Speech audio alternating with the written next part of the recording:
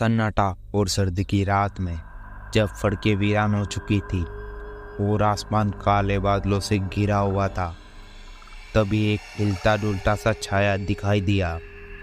वीरेंद्र और मनीष, जो कि लंबे सफर के बाद थके आ रहे थे, ट्रक के स्टीयरिंग पर बैठे थे।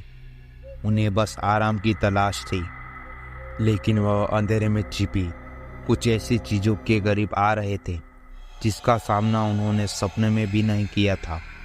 गांव के बुजुर्गों की पुरानी कहानियाँ आज उनकी हकीकत बन जाएगी, क्योंकि इस बार उनका सामना अंक नचुआ से होने वाला था। रात के करीब 2 बज रहे थे। वीरेंद्र ने घड़ी की ओर देखा और उसकी थकी आंखें धीमी होती हुई सड़क की हेडलाइट को देख रही थी। मनीष ट्रक की अगली सीट पर तपकिया ले रहा था। भाई, कहीं रुककर कुछ खा ले, बहुत देर हो गई है। मनीष की नींद से भरी आवाज आई। हाँ ठीक है, लेकिन यहाँ तो आसपास कुछ दिखाई नहीं दे रहा है। थोड़ी दूर आगे चलते हैं, वीरेंद्र ने जवाब दिया। सड़क सुनसान थी और आसमान पर चांद भी बादलों से छिपा हुआ था।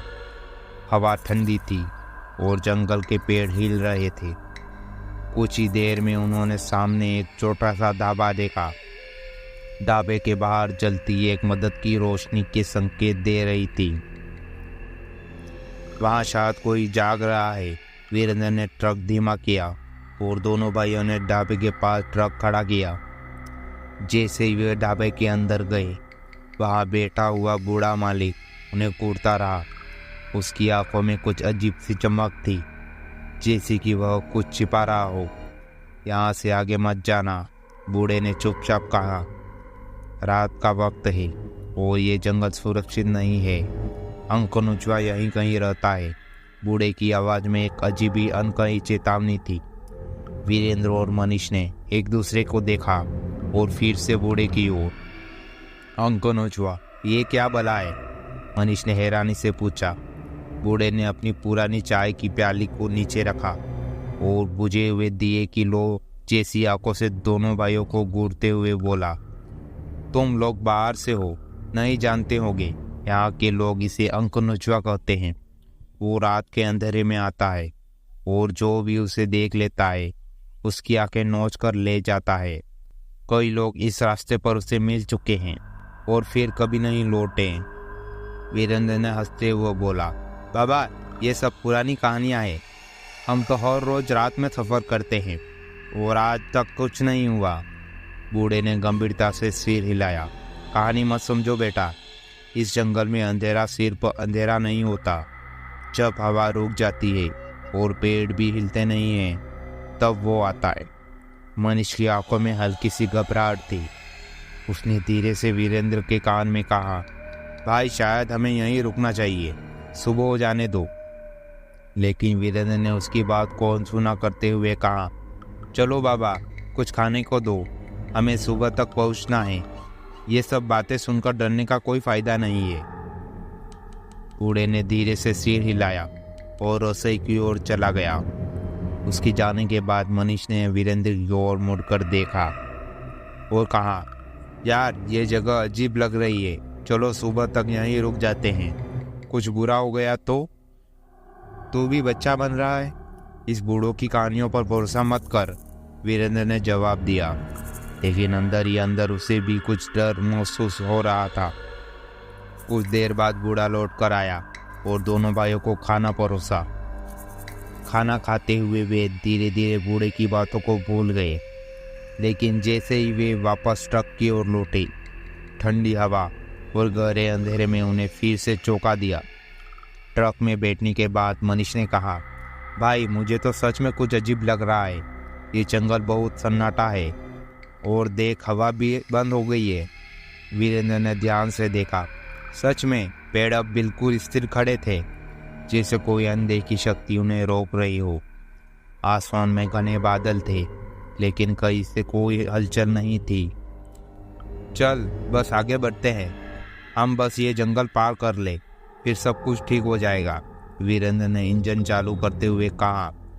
ट्रक धीरे धीरे आगे बढ़ने लगा।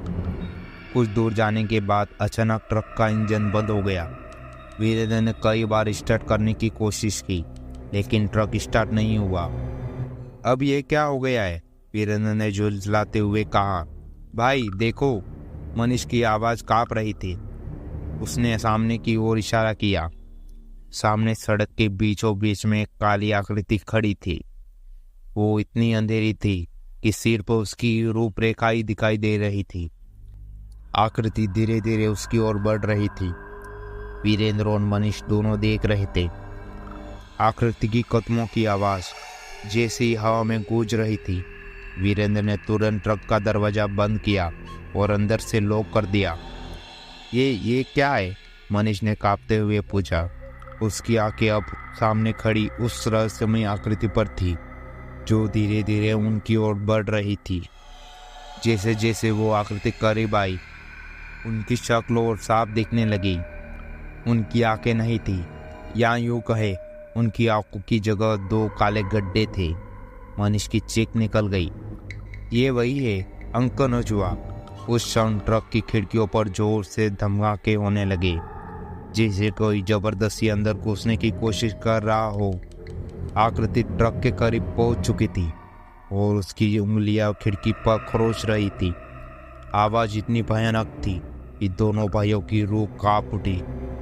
तुरंत यहाँ से निकलना होगा, वीरेंद्र ने घबराते हुए कहा और फिर से ट्रक को स्टार्ट करने की कोशिश की, लेकिन ट्रक अभी भी स्टार्ट नहीं हो रहा था। मनीष ने अचानक ध्यान दिया कि ट्रक के बाहर कुछ और आकृतियां भी दिखाई दे रही थी, जो उसी ओर बढ़ रही थी। अब चारों ओर से अंक नोचवा जैसी आकृतियां उन्हें घेरने लगी। वीरेंद्र और मनीष का दिल अब जोर जोर से धड़कने लगा। क्या वे इस अंधेरे से बच पाएंगे? क्या अंक नोचवा इन छायाओं से निकलने का कोई रास्ता था? अब इसका अंत निश्चित था। ट्रक के चारों ओर जमा होती अंधेरी आकृतियां से वीरेंद्र और मनीष की हालत बिगड़ती जा रही थी। ट्रक के चारों ओर जमा होती अंधेरी आकृतियां से वीरेंद्र और मनीष की हालत बिगड़ती जा रही थी। हवा में अजीब सा सन्नाटा था, जैसे किसी ने सारी प्रकृति को शोर से बंद कर दिया हो।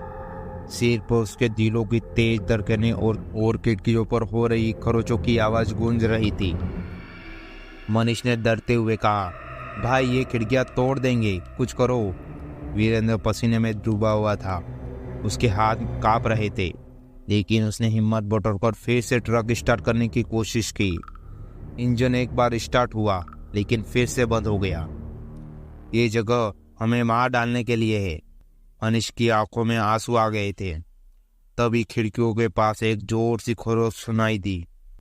उन्होंने देखा कि बाहर की आकृति ने अपने लंबे तीखे नाखूनों से खिड़कियों पर जोरदार वार किया है, जिससे कांच में दरारें आ गई। ये अंदर घुसने की कोशिश कर रहे हैं, मनीष ने चिल्लाया। एक आखिरी कोशिश। वीरेंद्र ने पूरी ताकत लगाकर फिर से ट्रक स्टार्ट किया। इंजन ने एक बार फिर से गर्जना किया और इस बार ट्रक चालू हो गया। चलो, वीरेंद्र ने जैसे ही गियर डाला, ट्रक तेजी से आगे बढ़ने लगा। खिड़कियों पर खरोचने वाली आकृतियां पीछे छूटने लगी, लेकिन उनकी चीखें अभी भी ट्रक के भीतर गूंज रही थी। सड़क के दोनों ओर अंधकार और घना जंगल था, लेकिन अब ट्रक रुकने का नाम ही नहीं ले रहा था। वीरेंद्र ने गाड़ी की स्पीड और बढ़ा दी, मानो जितनी तेज से भाग सके उतना ही अच्छा हो।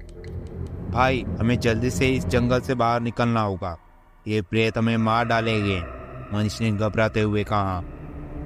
लेकिन सड़क जैसे खत्म होने का नाम ही नहीं ले रही थी। हर तरफ घना अंधेरा और पेड़ ही पेड़ दिखाई दे रहे थे। ये जंगल खत्म क्यों नहीं हो रहा है? वीरेंद्र ने खुद से बड़बड़ाते हुए कहा। तभी अचानक ट्रक के सामने एक और आकृति आ गई। ये आकृति बाकी से बड़ी थी और उसके लंबे लंबे हाथ उसके घुटनों तक लटक रहे थे। उसकी आंखों की जगह काले गड्ढे नहीं थे, बल्कि वहाँ लाल रोशनी जैसी कुछ जल रही थी। ओह नहीं, ये अंक नोचुआ है, मनीष ने कांपते हुए कहा। वीरेंद्र ने ब्रेक लगाने की कोशिश की, लेकिन ब्रेक काम नहीं कर रहा था। ट्रक सीधा उस आकृति की ओर बढ़ता जा रहा था। ब्रेक फेल हो गए, वीरेंद्र ने चिल्लाते हुए कहा। आकृति जैसे जैसे करीब आती गई, उसकी भयानक शक्ल साफ दिखाई देने लगी। उसकी लंबी नुकीली उंगलियां, बड़े बड़े दांत और चमकीली लाल आंखें इतनी भयानक थी कि वीरेंद्र और मनीष का खून जम गया। आखिरकार ट्रक पूरी रफ्तार से उस आकृति से टकराया। एक जोरदार धमाका हुआ और दोनों भाइयों की आंखों के सामने अंधेरा छा गया। दूसरी सुबह जब वीरेंद्र की आंखें खुली तो वह अपने ट्रक के अंदर ही था। धूप की किरणें ट्रक की टूटी खिड़कियों से अंदर आ रही थी। उसके सिर में तेज दर्द हो रहा था। उसने चारों ओर देखा। मनीष भी बगल में ही पड़ा था। वीरेंद्र ने उसे धीरे से हिलाया। मनीष उठ, हम जिंदा है। मनीष ने धीरे धीरे आंखें खोली। भाई, वो प्रेत, हम बच कैसे? दोनों भाइयों ने अपने ट्रक से बाहर देखा। चारों ओर दिन की रोशनी से सड़क और जंगल साफ दिखाई दे रहे थे। कहीं कोई अंक नौछुआ, कोई आकृति नहीं थी। क्या वो सब सपना था? मनीष ने पूछा। नहीं, वीरेंद्र ने जमीन पर पड़े कांच के टुकड़े और खरोचों को देखते हुए कहा। यह सब सच था, लेकिन हम कैसे बचे ये समझ नहीं आ रहा है। वे ट्रक के पास खड़े होकर सोच ही रहे थे कि तभी वे देख रहे थे कि पास के पेड़ों पर अजीब परछाई थी, जिसे कुछ बड़ा उसके सामने से गुजरा हो। ये दोनों परछाई देखकर और भी दंग रह गए। हमें यहाँ से जल्दी निकलना होगा, वीरेंद्र ने कहा। लेकिन वो क्या था और क्यों उसने हमें नहीं मारा? मनीष ने डरते हुए पूछा। शायद हम भाग्यशाली थे, या शायद वो सिर्फ हमें डराना चाहता था, वीरेंद्र ने जवाब दिया। दोनों भाइयों ने ट्रक स्टार्ट किया और बिना पीछे देखे वहां से निकल गए। लेकिन जब वह गांव पहुंचे तो वे उसी बूढ़े के ढाबे के पास रुके। बूढ़ा मालिक वहां बैठा चुपचाप हंस रहा था। उसकी आंखों में वही अजीब सी चमक थी जो रात को थी। तुम लोग बचे कैसे? बूढ़े ने धीमी आवाज में पूछा। वीरेंद्र और मनीष ने उसे पुरानी बात बीती सुनाई। बूढ़ा सुनता रहा, फिर बोला, तुम लोग अब सुरक्षित हो, लेकिन अगली बार वो तुम्हें छोड़ने वाला नहीं। अंक नौछुआ ने तुम्हें चिन्हित कर दिया है। दोनों भाइयों के चेहरे पर डर और चिंता साफ दिखाई दे रही थी। वे जान गए थे ये कहानी यही खत्म नहीं हुई थी। उनके साथ जो हुआ था वो किसी अजीब रहस्यमय शक्ति का हिस्सा था।